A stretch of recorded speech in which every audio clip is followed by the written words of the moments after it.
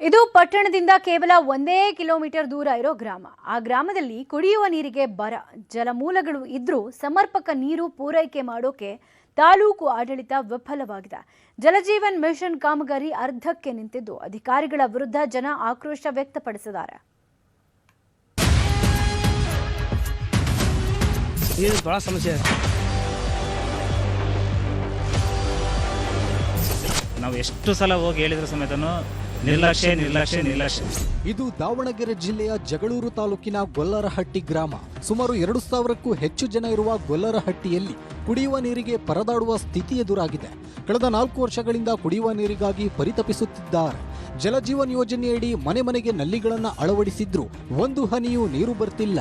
ಸುಮಾರು ದಿನಗಳಿಂದ ಕೂಡ ನೀರಿನ ಸಮಸ್ಯೆ ಇದೆ, ಭಾಳ ಸಮಸ್ಯೆ ಇದೆ. ಎಲ್ಲ ಪೈಪ್ ಲೈನ್ಗಳು ಚರಂಡಿಯಲ್ಲಿರೋದ್ರಿಂದ ಜನಗಳಿಗೆ ಭಾಳ ರೋಗ ರುಜಿನ ಬರ್ತಾ ಇದೆ. ಮತ್ತು ಫಿಲ್ಟ್ರು ಕೂಡ ಭಾಳ ವರ್ಷಗಳಿಂದ ಅದು ಕೂಡ ಕೆಲಸ ಮಾಡ್ತಾಯಿಲ್ಲ. ಅದು ಕೂಡ ನಾವು ಅಧಿಕಾರಿಗಳಿಗೆ ಹೋಗಿ ಆಫೀಸ್ಗೆ ಹೋಗಿ ಹೇಳಿದ್ರು ಕೂಡ ಬರ್ತೀವಿ, ಕಳಿಸ್ತೀವಿ, ಮಾಡಿಸ್ತೀವಿ ಹಾಗೆ ಅಂತೇಳಿ ಬರೀ ಸುಳ್ಳು ಹೇಳ್ಕೊಂಡು ಓಡಾಡ್ತಿದ್ರು ಹೊರತು ಯಾವುದೇ ರೀತಿಯಾದ ನಮ್ಮೂರಿಗೆ ಸಾಮಾಜಿಕ ನ್ಯಾಯ ಕೊಡೋಕ್ಕೆ ಯಾರ ಕೈಲಿಂದ ಆಗ್ತಾ ಇಲ್ಲ. ಇನ್ನು ಗ್ರಾಮದಲ್ಲಿನ ಶುದ್ಧ ಕುಡಿಯುವ ನೀರಿನ ಘಟಕವು 4 ವರ್ಷಗಳ ಹಿಂದೆಯೇ ಕೆಟ್ಟು ಹೋಗಿ ಬಂದಾಗಿದ್ರೂ ದುರಸ್ತಿಯಾಗಿಲ್ಲ.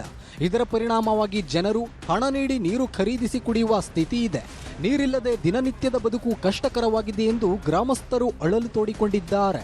ಫಿಲ್ಟರ್ ನೀರು ವ್ಯವಸ್ಥೆ ಅಂತ ಸುಮ್ಮನೆ ಊರಿಗೊಂದು ಟ್ಯಾಂಕ್ ಅಂತ ಆಯ್ತು ಸರ್, ಆದರೆ ಅಲ್ಲಿ 1 ವರ್ಷ ಆಯಿತು ಹಾಳಾಗಿ, ಮತ್ತು ಅದಕ್ಕೆ ಯಾರೂ ಕ್ರಮ ಕೈಗೊಂಡಿಲ್ಲ. ಅದೇ ಏನು ಫಿಲ್ಟರ್ ನೀರು ಮನೆ ಮುಂದೆ ಬರ್ತದೆ ಸರ್, ಅದು ಏನು ಅನಿವಾರ್ಯ, ನಾವಿದ್ರೆ ಇಟ್ಕೋಬೇಕು, ಇಲ್ಲಂದ್ರೆ ಇಲ್ಲ. ಅಟ್ಲೀಸ್ಟ್ ನಮ್ಮ ಮನೆ ಬೀಗ ಹಾಕೊಂಡು ಎಲ್ಲಿಗಾರವರ ನೀರಂತೂ ಇಲ್ಲಿಲ್ಲ. ಇಷ್ಟು ದೊಡ್ಡವರಿಗೆ ಒಂದು ಮಿನಿ ಟ್ಯಾಂಕ್ ಇಲ್ಲ ಸರ್. ಹಿಂದಿನ ಕಾಲದಂಗೆ ನಾವು ಯಾವುದೋ ಕೊಳವೆ ಬಾವಿನ ಎಲ್ಲೋ ಹುಡ್ಕೊಂಡು ಹೋಗ್ಬೇಕಾಗುತ್ತೆ. ಇದು ಕೆಟ್ಟೋಗ 6 ತಿಂಗಳಾಗಿತ್ತು ಸರ್, ಆದರೆ ಮತ್ತೆ ಎಲ್ಲ ನಾವೇ ಗ್ರಾಮಸ್ಥರ ಕೈಯಿಂದ ಇದು ಮಾಡಿ ಮಾಡಿಸ್ಕೊಂಡಿರೋ ಸರ್. ಅದಕ್ಕಾಗಿ ಇದೊಂದು ಇದೆ ಸರ್, ಇದಿದ್ರೂ ಮತ್ತೆ ಏನು ಪ್ರಯೋಜನ ಇಲ್ಲ. ಇಡೀ ಗ್ರಾಮಕ್ಕೆ ಇರುವುದು ಒಂದೇ ಒಂದು ಬೋರ್ವೆಲ್. ಫ್ಲೋರೈಡ್ ಮಿಶ್ರಿತ ನೀರು ಬರ್ತಾ ಇದ್ದು ಕುಡಿಯಲು ಯೋಗ್ಯವಾಗಿಲ್ಲ.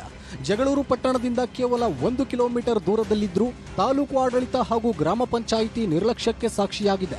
ಇನ್ನಾದರೂ ಗೊಲ್ಲರಹಟ್ಟಿ ಗ್ರಾಮಸ್ಥರ ನೀರಿನ ಸಮಸ್ಯೆಗೆ ಜನಪ್ರತಿನಿಧಿಗಳು, ಅಧಿಕಾರಿಗಳು ಸ್ಪಂದಿಸುತ್ತಾರಾ ಕಾದು ನೋಡಬೇಕು. ಸಂಜಯ್, ನ್ಯೂಸ್ 18 ದಾವಣಗೆರೆ.